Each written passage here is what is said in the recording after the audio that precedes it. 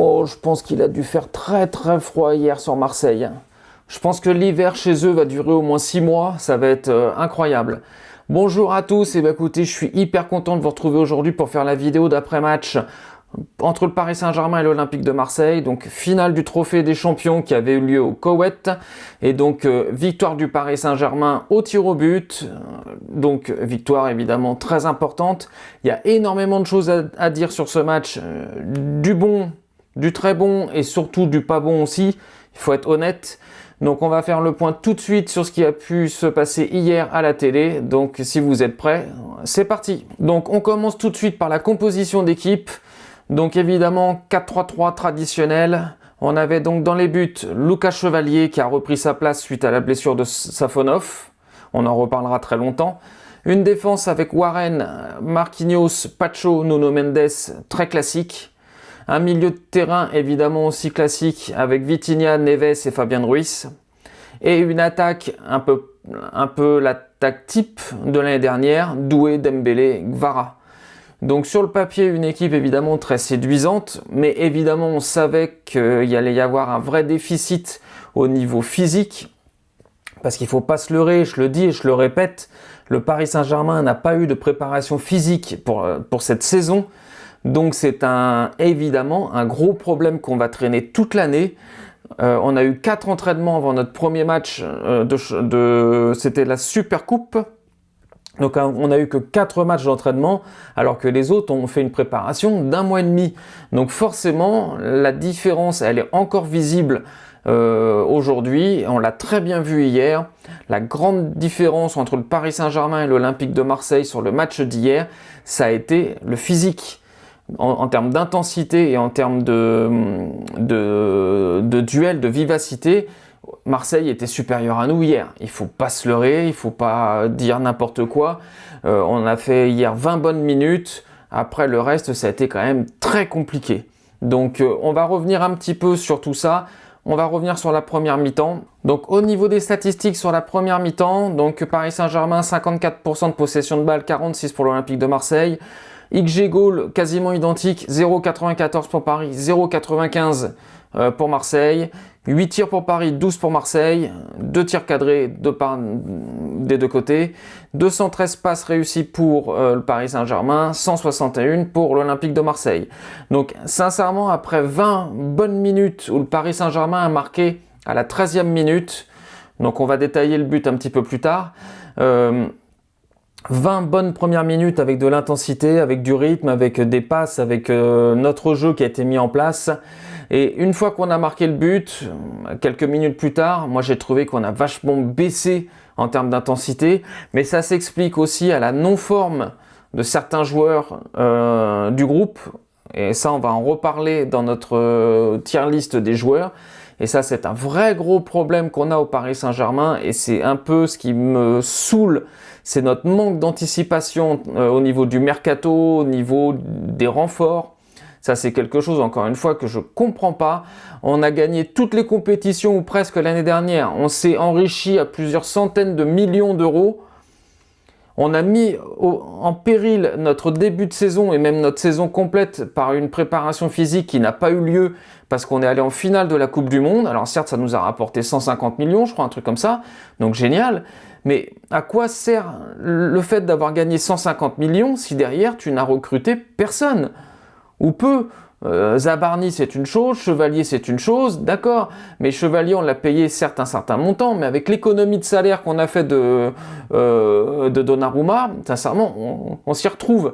Donc moi je comprends pas, on savait qu'au niveau du physique ça allait être très compliqué. Les joueurs ont fait une saison énorme l'année dernière, ils sont allés au bout de chaque compétition. Les Portugais, ils ont même gagné la Coupe des Confédérations en battant l'Espagne. Donc ils ont fait des saisons énormes. Je ne comprends pas aujourd'hui comment qu'on peut se retrouver au Paris Saint-Germain avec 0 possibilité de changement au milieu de terrain. Moi, je ne comprends pas. Hier, on a vu un Fabian Ruiz qui nous a fait un match dégueulasse. Mais le problème qu'il y a, c'est que si vous voulez le remplacer, on le remplace par qui ? En fait, c'est ça la vraie différence. Moi, je suis désolé, mais Marseille, on peut critiquer Marseille, J'aime pas du tout leur état d'esprit, toujours à vouloir jouer les cow-boys, à vouloir dire à l'arbitre ce qu'il doit faire. Ça me saoule, je déteste ce genre d'équipe, une espèce d'équipe de racaille, je supporte pas ça.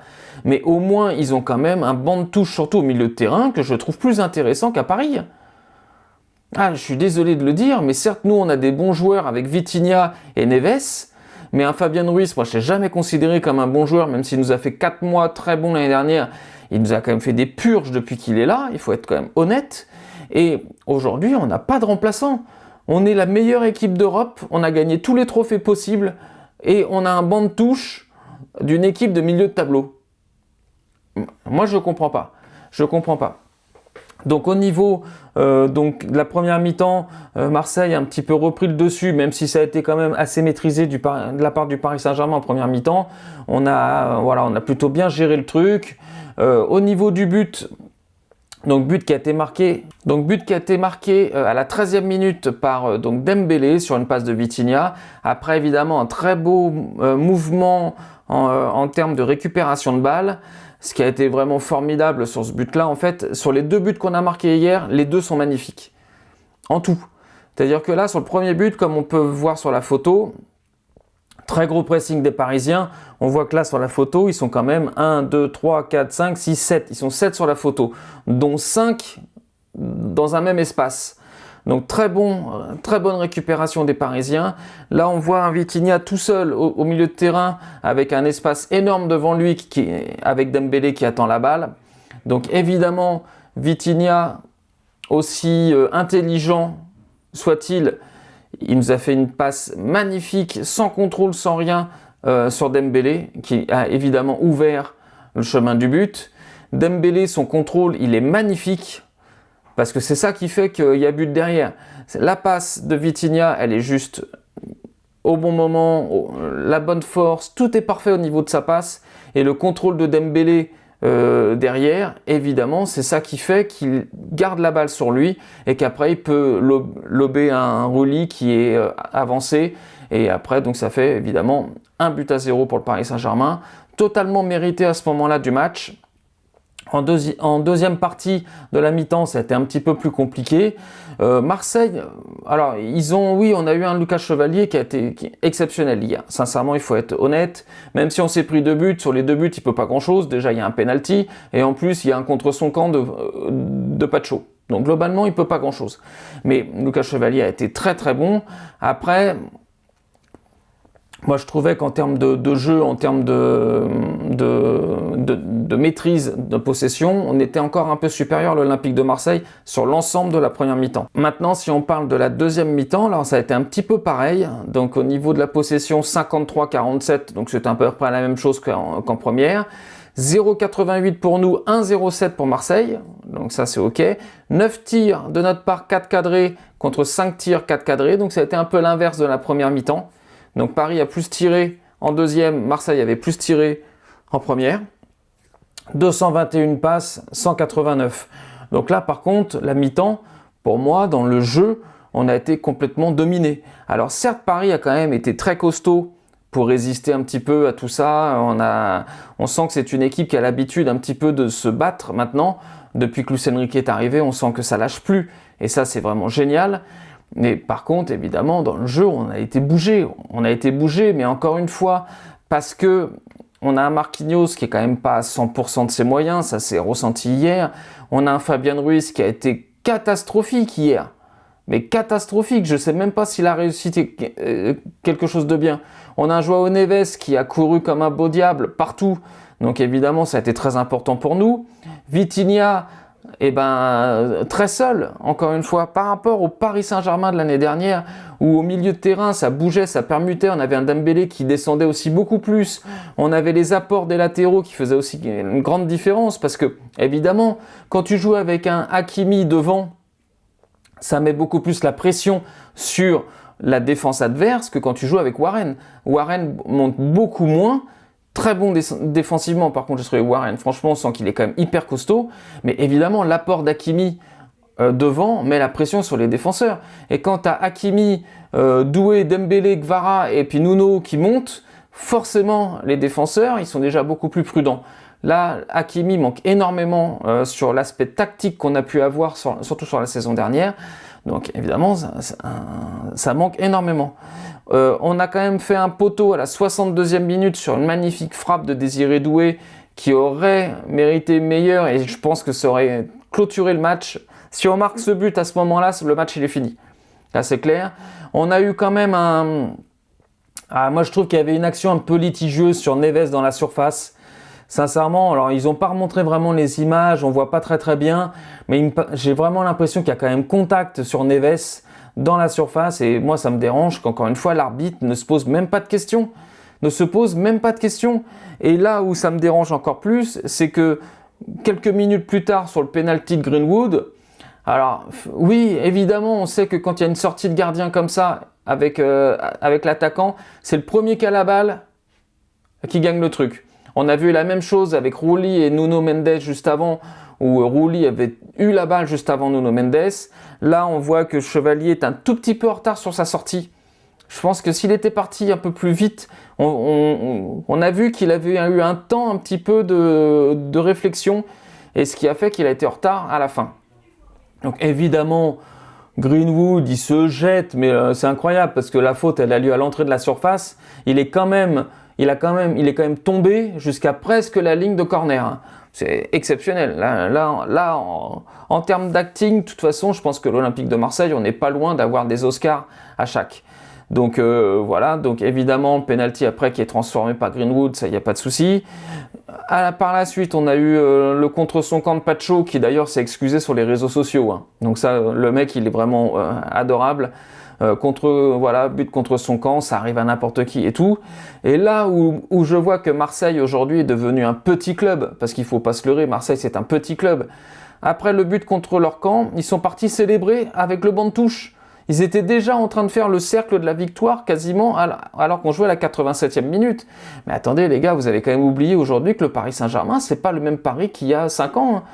Aujourd'hui, Paris, le nombre de matchs qu'on a pu gagner dans les arrêts de jeu, mais c'est que vous avez mal analysé le jeu du Paris Saint-Germain. Alors oui, on n'a pas fait le meilleur match du siècle. C'est une certitude. On a même été dominé dans les intentions, dans l'agressivité. Mais après, quoi de plus normal ? Marseille, ils jouaient leur vie, ils jouaient leur saison sur ce match-là. Ça faisait 14 ans qu'ils n'ont pas eu un trophée. Pouvoir gagner un trophée contre le Paris Saint-Germain sur un match qu'ils n'auraient pas dû jouer d'ailleurs. Parce que je vous rappelle que le trophée des champions, c'est le match, le duel entre le vainqueur de la Coupe de France et le vainqueur du championnat de France. Oui, sauf que Paris a gagné les deux. Donc Marseille, déjà, n'aurait jamais dû jouer ce match-là. Le trophée doit être donné à Paris, point barre. Ils ont gagné les deux trophées. Donc ça doit être donné à Paris. Mais ils étaient déjà en train de célébrer ça. Et là, encore une fois, sur le deuxième but, moi je suis quand même désolé, mais Aubameyang, évidemment, avec l'expérience qu'il a, c'est une faute professionnelle. Comme disent certains supporters marseillais, il fallait aller au coin de corner, attendre que ça se passe, essayer de gagner un corner. Basta. Là, il s'est fait prendre la balle par Pacho, qui la donne à Nuno Mendes, qui donne Vitinha. Alors Vitinha, tout le monde me dit qu'il n'a pas été fort, qu'il n'a pas été très bon sur le match hier. Je suis d'accord avec vous. Mais juste les deux passes qu'il fait, la première sur Dembélé et la deuxième, à la 93e minute, déclencher une transversale pareille au-dessus de toute l'équipe marseillaise pour aller chercher Barcola. Moi, je dis que juste sur ces deux passes-là, il a fait un truc de dingue. Il faut quand même juste être honnête. Barcola sur l'action, je lui dis bravo, parce que c'est exactement ce qu'il fallait faire. J'avais trop peur qu'il la contrôle ou qu'il loupe le contrôle ou qu'il fasse un truc comme ça. Et la passe de la tête, elle est magnifique sur un Ramos qui est chirurgical devant le but. C'est un joueur exceptionnel. D'ailleurs, Luis Enrique l'a remercié en conférence après match en bord du terrain. Il a vraiment loué l'exemplarité de Ramos, qui jouait pas beaucoup, mais qu'à chaque fois c'était un joueur vraiment exceptionnel, qui apportait énormément au club, à l'équipe, ainsi de suite. Donc voilà, c'est vraiment, moi je trouve le deuxième but incroyable. C'est Vitinha, encore une fois, je pense que tout est magnifique sur ce deuxième but. Franchement, Pacho en défense qui prend truc, Nuno Mendes qui relance parfaitement sur Vitinha qui s'avance, qui voit le départ de Barcola et qui nous balance une passe mais au-dessus de toute l'équipe marseillaise, pile poil sur la tête de Barcola, qui fait une passe sans contrôle de la tête pour un Ramos sans contrôle qui tire. Franchement, c'est juste... Les 2 buts qu'on a marqués, c'est juste fou. Alors moi, j'entends les Marseillais, ouais, on y était presque et tout ça, on a été meilleur dans le jeu. Vous avez été meilleur dans le jeu, je suis d'accord. Mais attendez, vous n'avez pas marqué. Hein. Les 2 buts que vous avez marqués, c'est sur un penalty et puis un CSC. Vous n'avez pas marqué dans le cours du jeu hier. Hein.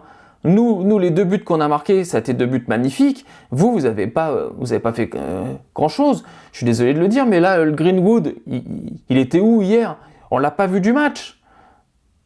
Le soi-disant meilleur joueur de la planète, là, selon les Marseillais, mais on l'a pas vu du match. Donc voilà, donc vraiment exceptionnel. Donc le match, évidemment, là on va le voir maintenant dans ma tier list au niveau des joueurs. Donc vous me direz ce que vous en pensez.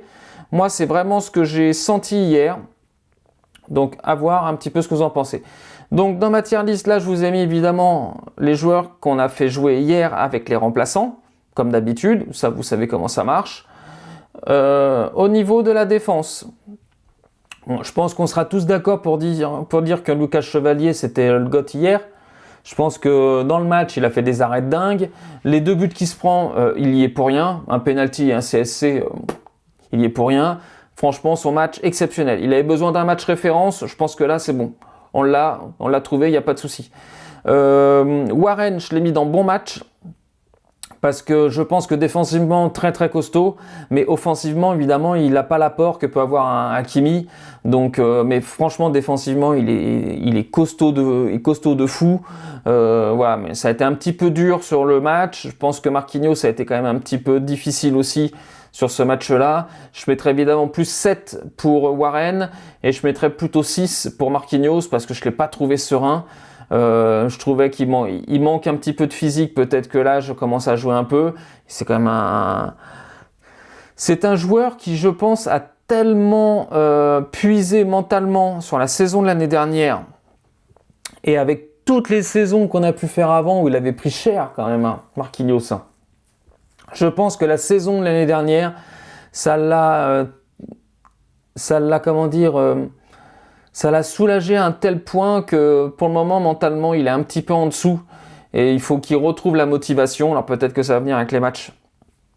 En plus, bon, il revenait un peu de blessure, il n'est pas à 100% Marquinhos. Donc je pense qu'il faut attendre un petit peu.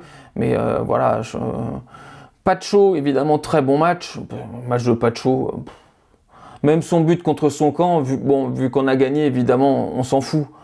Peut-être que si ça avait été la défaite parisienne à cause de son but, on aurait descendu sa note.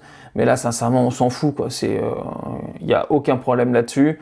Nuno Mendes, moi, j'ai trouvé qu'il avait fait un bon match. Ça percute, ça dribble, ça essaye de faire tout ce que... Greenwood, on l'a pas vu du match. C'est sans doute un petit peu grâce à Nuno Mendes. Donc, encore une fois, pour la défense, on est sur ça. Au niveau milieu de terrain... Alors, Vitinha, je l'ai mis en très bon. Pas sur son match, mais juste sur les 2 passes qu'il fait. La passe du premier but et la passe du deuxième but, sincèrement, ça rend son match très bon. Moi, je suis désolé, mais si on n'avait pas eu Vitinha à ce moment-là, on ne marquait pas les 2 buts.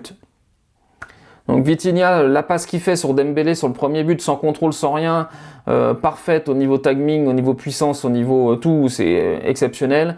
Et ça passe à la 93e minute. Le mec, il a quand même 93 minutes dans les jambes.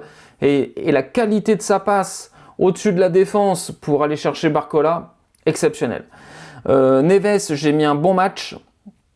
Parce qu'évidemment, il se bat, il court, il comble les trous tactiquement, il gère par rapport à ses coéquipiers. Moi, je le trouve toujours extraordinaire, ce mec-là. C'est pas son meilleur match, c'est sûr. D'ailleurs, au milieu, personne n'a fait son meilleur match, ça, on est d'accord. Mais Neves, moi, sincèrement, je trouve ça juste top. Fabien Ruiz, je l'ai mis dans pas ouf, parce que sincèrement, pour moi, ça a été le maillon faible du milieu. Il a été lent, il court pas, il est pas dynamique, il est pas véloce. Dans ses réflexions, il est lent. Je sais même pas s'il a fait des bonnes passes. Sincèrement, match pas du tout fou. Mais encore une fois, là où moi ça me fout plus les boules, c'est qu'on n'a aucune solution de remplacement de Fabien Ruiz. Et ça, moi, je ne comprends toujours pas, et je le dirai jusqu'à temps que ça change, parce que je ne comprends pas que le Paris Saint-Germain, après avoir tout gagné l'année dernière, c'est-à-dire que financièrement, on est au top. On a tout gagné l'année dernière. On s'est rempli les poches. On est la meilleure équipe d'Europe. On est tout ce qu'on veut. Et on a un milieu de terrain aussi pauvre. Mais on devrait avoir au moins 5 milieux de très bonne qualité. On en a 3, voire même 2, parce que Fabien Ruiz, je pense qu'il était en sur-régime l'année dernière. Donc alors peut-être qu'il reviendra en sur-régime et ça sera très bien, mais on peut pas se fier à ça trop longtemps non plus. C'est pas possible. Donc pour moi, gros problème. Vitinha, je l'aurais mis dans bon match s'il n'avait pas fait ses 2 passes. Neves, bon match parce qu'il a couru partout, mais c'est pas un grand Neves comme on a pu connaître, mais parce que le milieu de terrain et l'équipe a été un peu moins collectif que d'habitude. Il faut être honnête. Devant, il y a eu un petit peu moins d'efforts, surtout de la part de Doué et Dembélé, mais encore une fois, c'est un peu normal, ils sont pas non plus à 100%.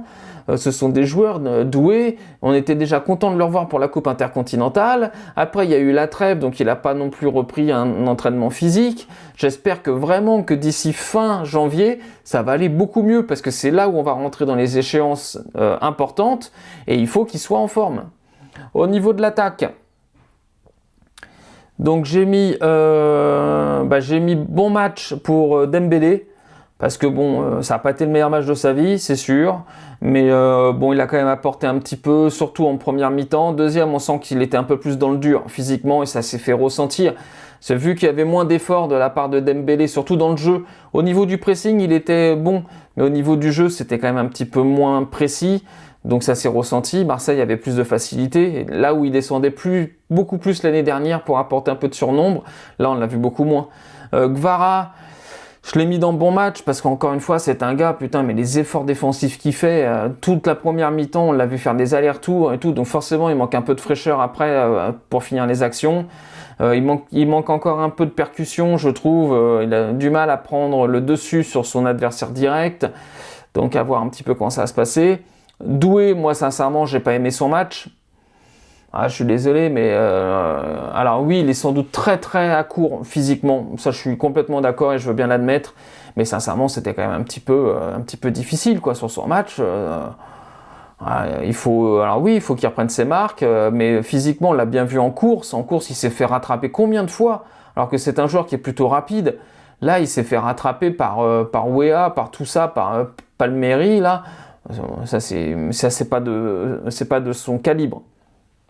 Et enfin, sur les remplaçants, bah écoutez, j'ai mis Ramos, je l'ai mis en GOAT. Voilà, juste pour avoir marqué le but du 2-2. Uniquement pour ça. Hein. Voilà, c'est juste pour me faire plaisir. Je serai sans doute pas d'accord, mais moi, c'est mon tableau et c'est juste pour me faire plaisir. Barcola, je l'ai mis en très bon, uniquement pour sa passe. Sinon, le reste, pas ouf.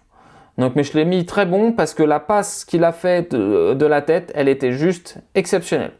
Donc voilà, sinon c'était ça. Et puis Mayoulou, je l'ai mis dans pas ouf parce que sincèrement, je l'ai pas vu. Alors oui, il est rentré en fin de match, hein, donc il avait pas grand chose, hein, mais sincèrement, je l'ai pas vu. Donc voilà. Et puis Luis Enrique, je l'ai mis en très bon. Pour la simple et bonne raison, c'est que la compo de départ était la bonne. Et puis ses remplacements, ils ont fait la différence. Hein.